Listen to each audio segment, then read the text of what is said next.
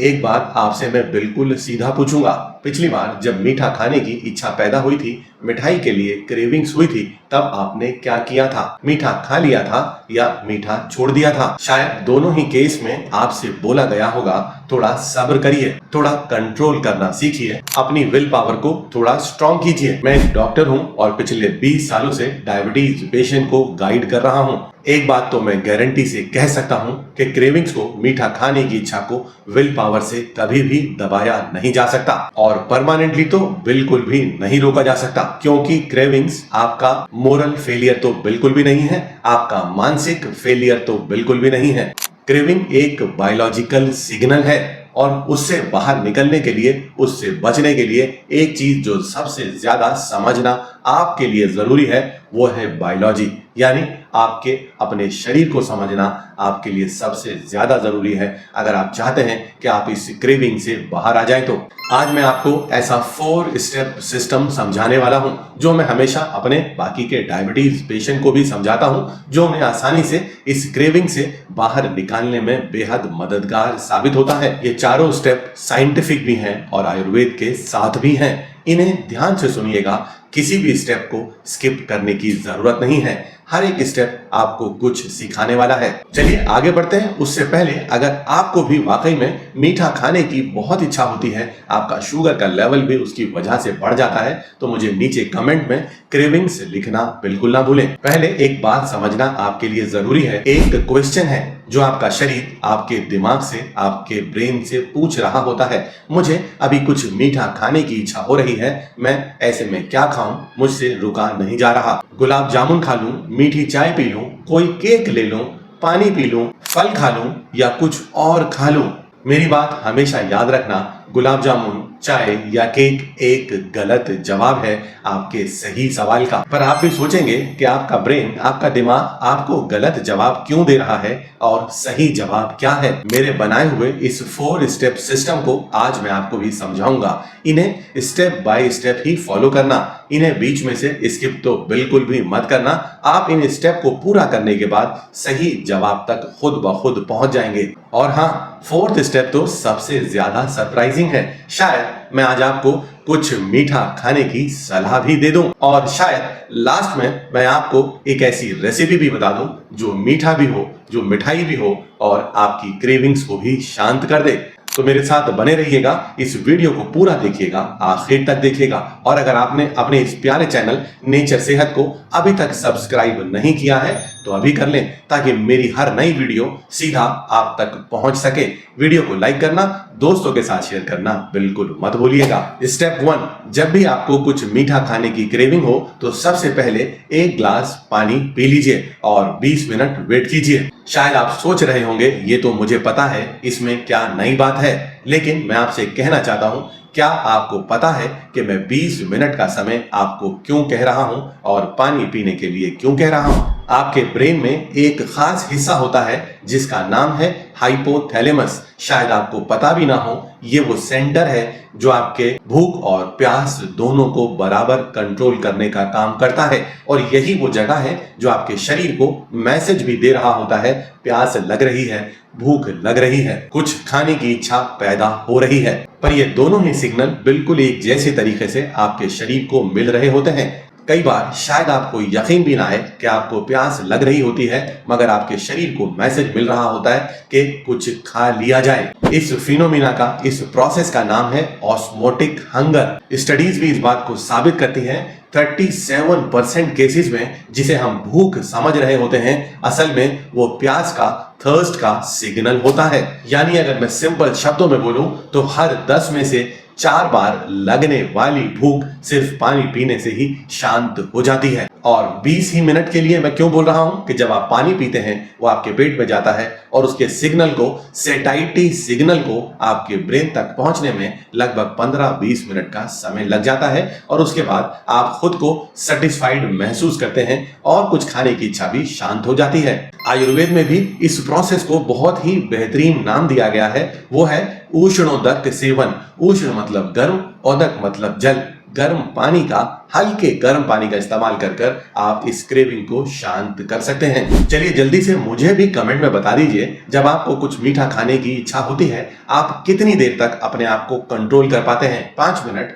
10 minute, उससे ज्यादा, या बिल्कुल भी नहीं कंट्रोल कर पाते? लेकिन अब 20 मिनट भी बीत गए और उसके बाद भी क्रेविंग्स शांत नहीं हुई, इसका मतलब ये पानी की कमी की, पानी की जरूरत की तरफ तो इशारा नहीं कर रहा। चलिए बढ़ते हैं अपने सेकंड स्टेप की तरफ। सेकंड स्टेप का मतलब ऐसे समय पर आपको कुछ ऐसा खा लेना चाहिए जिसके अंदर कार्बोहाइड्रेट्स बिल्कुल भी ना हो, हेल्दी फैट मौजूद हो, प्रोटीन्स मौजूद हो, फाइबर्स मौजूद हो, या फिर कुछ न्यूट्रल फूड आइटम्स भी मैं आपको बता देता हूं। ऑप्शन ए, ऐसी कंडीशन में आप 1 से 2 चम्मच शुगर फ्री वाला, विदाउट एडिड शुगर वाला पीनट बटर ले सकते हैं, 5-6 बादाम भी खा सकते हैं, एक उबला हुआ अंडा भी खा सकते हैं और एक छोटा सा पनीर का पीस भी खा सकते हैं। ये सभी प्रोटीन और हेल्दी फैट के रिच सोर्स माने जाते हैं। इन्हें लेने के बाद क्रेविंग्स भी शांत हो जाएगी और शुगर बढ़ने का तो कोई भी खतरा नहीं रहेगा। असल में जब ये प्रोटीन और हेल्दी फैट आपके शरीर में जाते हैं तो ये आपके शरीर में आपको जो भूख लगाने वाला हार्मोन है, जिसे ग्रेलिन कहा जाता है, उसे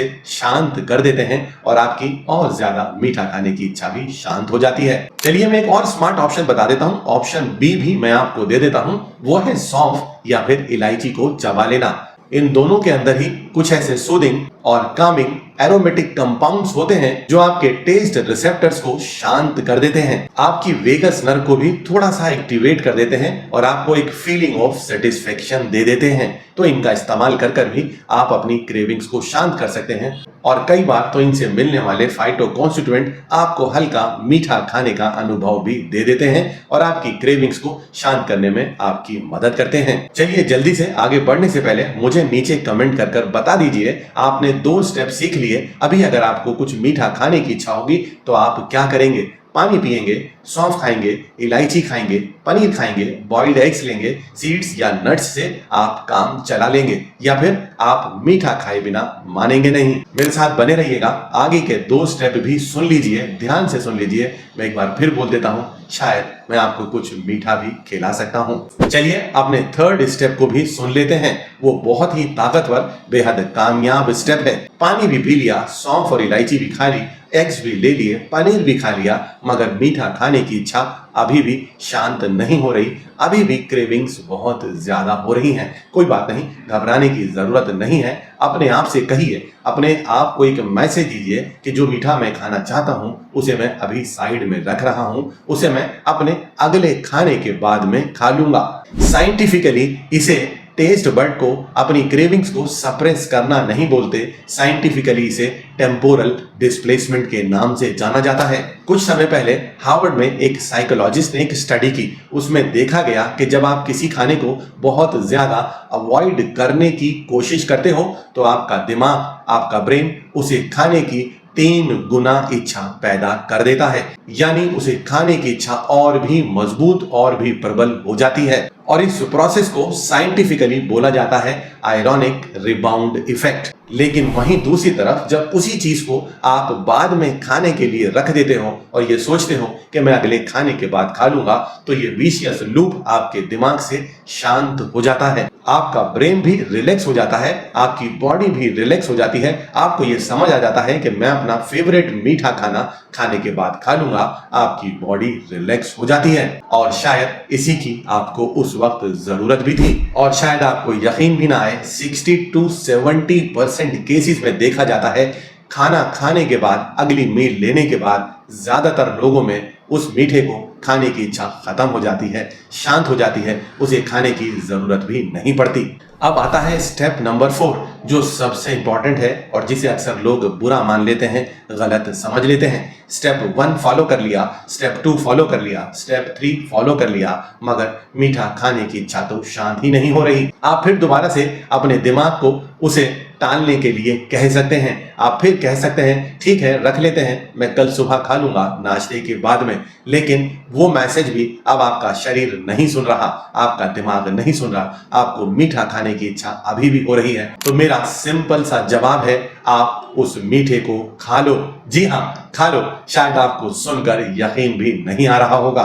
जी हाँ, मैं एक डायबिटीज कोच हूँ, मैं एक डॉक्टर हूँ और मैं आपसे कह रहा हूँ उसे खा लो, मगर कुछ रूल्स को समझने के बाद, कुछ सावधानियां बरतने के बाद आप मीठा भी खा सकते हैं। चलिए उन्हें भी समझ लेते हैं, जो शायद आपके लिए बहुत मजेदार होंगी और साइंस पर बेस्ड भी होंगी। पहला, जो भी मीठा खाने की इच्छा आपको पैदा हो रही है उसकी क्वांटिटी को बहुत कम ही रखिएगा, कम से कम ही रखिएगा। दूसरा, जितना आपको लगता है अब आप मीठा खाने वाले हैं, कार्बोहाइड्रेट्स खाने वाले हैं, तो आप अब अपनी प्लेट में से बाकी के दूसरे कार्बोहाइड्रेट्स की मात्रा को कम कर दीजिए, या मैं सीधी भाषा में कहूं तो आधा कर दीजिए। वो है आपकी रोटी, आपके चावल, उसकी मात्रा को अपनी प्लेट से सीधा सीधा आधा कर दीजिए। एक तरफ आपने कार्बोहाइड्रेट्स बढ़ा लिए और दूसरी तरफ आपने कार्बोहाइड्रेट्स घटा लिए। ये था एक बहुत ही ताकतवर फूड स्वैप स्टाइल।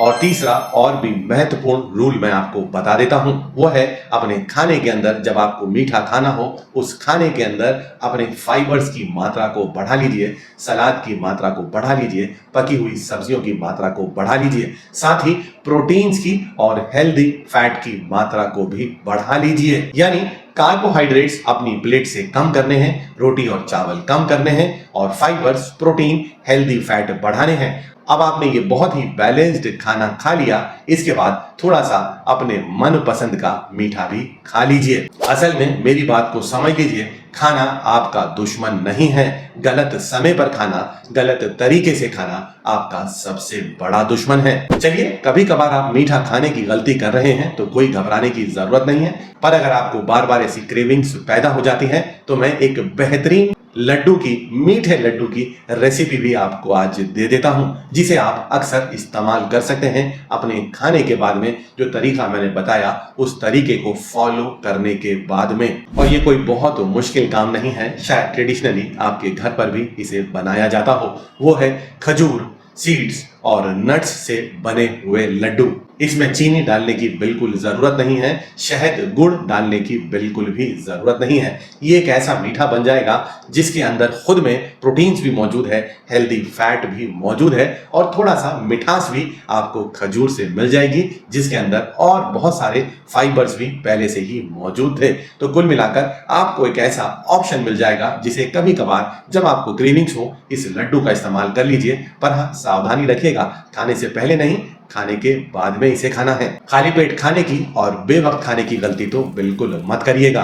चलिए जल्दी से मुझे कमेंट करके बताएं कि क्या आपको मेरा आज का ये 4 स्टेप सिस्टम समझ आ गया है, और आप इसे फॉलो करने के लिए अगर तैयार हैं तो मुझे नीचे कमेंट में 4 स्टेप्स लिखना बिल्कुल ना भूलें। चलिए, अगर आपको ये जानकारी बहुत ही काम की लगी हो और साथ ही आपको लगता हो कि मैं इस डायबिटीज के सफर में, आपको डायबिटीज से बाहर निकालने के प्रोसेस में मैं आपकी थोड़ी भी मदद कर सकता हूं, तो मुझे नीचे कमेंट में स्टेबल ग्लूकोज लिखना बिल्कुल मत भूलिएगा।